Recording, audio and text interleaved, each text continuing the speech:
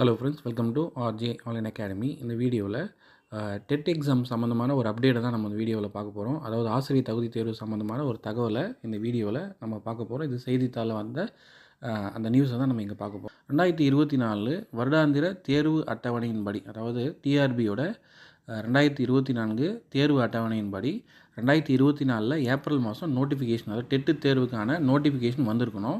ஆனால் அதற்கான நோட்டிஃபிகேஷன் வெளியிடப்படவில்லை. அதே போல் அந்த நோட்டிஃபிகேஷன் வெளியிட்டிருந்தாங்கன்னா ஜூலையில் அதுக்கான எக்ஸாம் நடந்திருக்கணும்.